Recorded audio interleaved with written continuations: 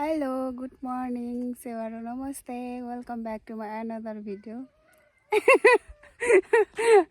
मलाई हाँस उठ्यो मम्मी यता हाँस्नु हुँदैछ त्यही भएर हाँस उठ्यो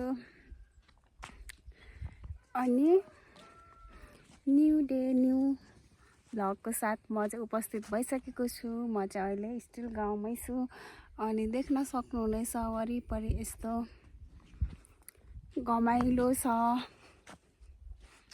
रमाइलो छ अलि उजाड हुँदै गइरहेको छ। सबै बाली नाली उठाइसकेको हुनाले गर्दाखेरि अनि आज चाहिँ हाम्रो यहाँनिर गुन्द्रुक सिन्की निकाल्ने कार्यक्रम हुँदैछ। अस्ति नै पनि निकालिसक्नु भएको छ मम्मीले चाहिँ धेरै बनाउनु भएको रहेछ अनि त्यही भएर त्यो चाहिँ सुकेर पनि राखिसक्नु भएको छ अनि नयाँ छ यहाँनिर म देखाउँछु तपाईहरुलाई। यो चाहिँ हाम्रो कोदो कुट्ने खाला। यहाँ चाहिँ कोदो बोडीहरु सबै कुटिसक्नु भएको छ, कुटेर पनि थन्काइसक्नु भएको छ अनि यहाँ चाहिँ गुन्द्रुक सिन्की यो चाहिँ मुलाबाट बन्छ, यसलाई चाहिँ सिन्की भन्छ। यो चाहिँ एकदमै मिठो हुन्छ है। अनि यहाँ चाहिँ गुन्द्रुक यो ड्रममा राखेको सिन्की चाहिँ अनि यहाँ पनि छ यो चाहिँ गुन्द्रुक यो चाहिँ यस्तो हालत खराब भएको छ कि यो चाहिँ यसको झोल फाल्नुलाई निचार्दाखेरि चाहिँ यस्तो पडाक पडक गएको।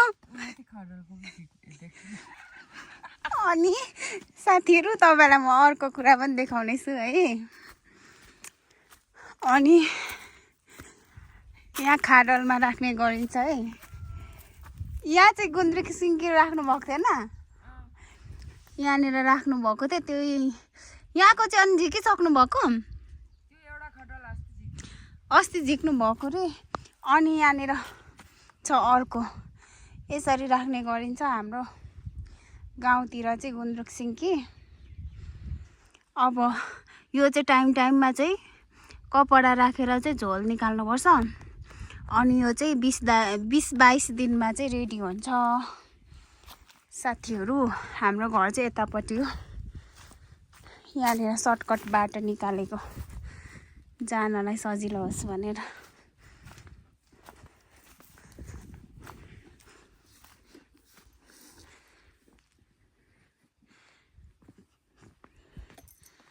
अब यसलाई टक्क लाएर काट्नु पर्ने हुन्छ।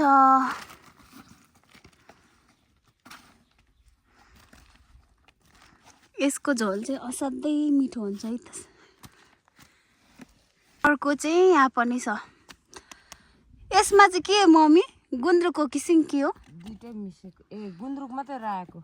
यहाँ चाहिँ रायोको गुन्द्रुक रहेछ। यसको चाहिँ अब टाइम भएको छैन झिक्ने, त्यही भएर चाहिँ हामीले मुला मात्रै आज चाहिँ सिन्की। हेर्दा यस्तो भए पनि मिठो हुन्छ है भित्र चाहिँ। यो चाहिँ घामले सेकेर मात्रै हो यस्तो पड्की गएको।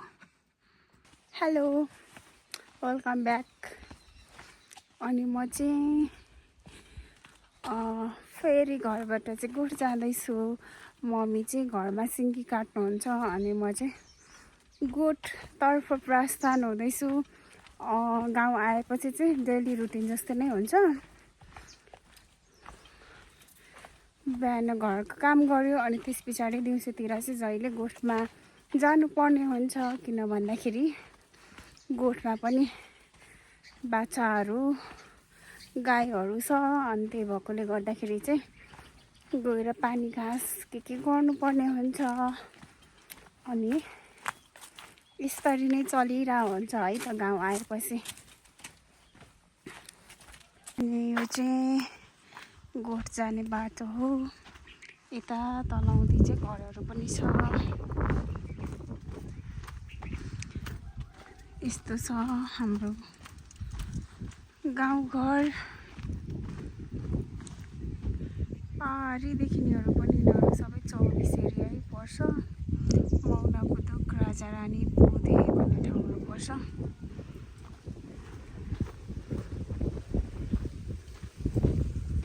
अनि यहाँ पर देखिँदैछ यो चाहिँ बर्गाची स्कुल हो। यो पहिला म पढेको स्कुल 8 सम्म।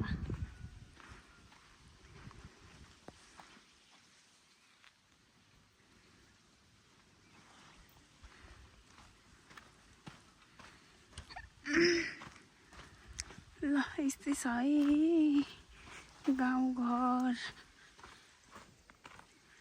मैले चाहिँ यहाँनिर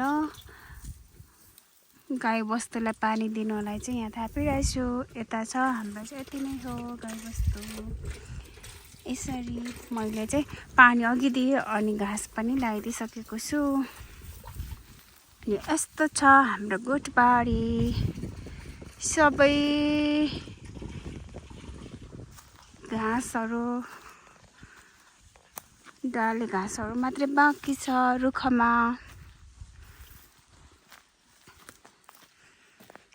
म यहाँ गोठ आएपछि चाहिँ मलाई अमला चाहिँ खानै पर्ने हुन्छ है साथीहरू।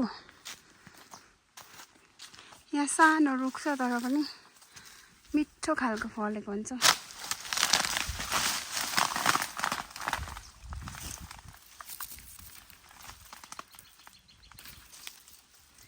अमला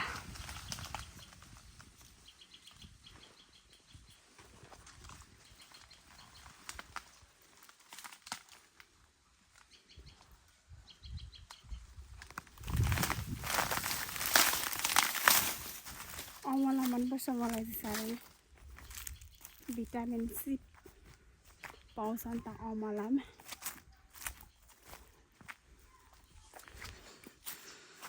यस्तो छ यस्तो छ। यहाँ सिबी पनि मजाले फलिरहेछ। हामी चाहिँ सिबी भन्छौँ, हजुरहरू के भन्नुहुन्छ यसलाई?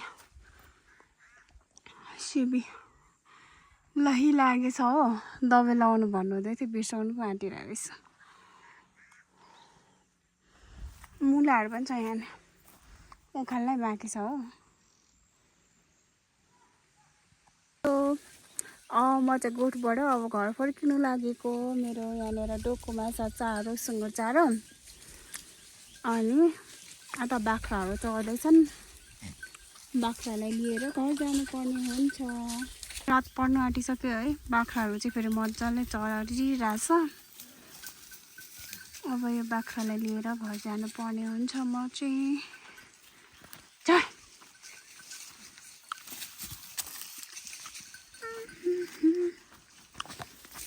चारो चाहिँ यस्तै पातहरू टिपेको हो। ल बोराको छ। यो चाहिँ इस्कुसको लहरा। अहिले त पुरा चारोको दुःख छ नि त, त्यही भएर गाह्रो छ।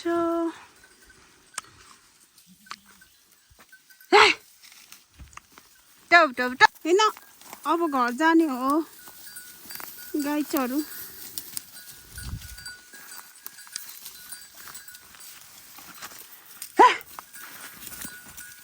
ठो घाम डुब्नु लागि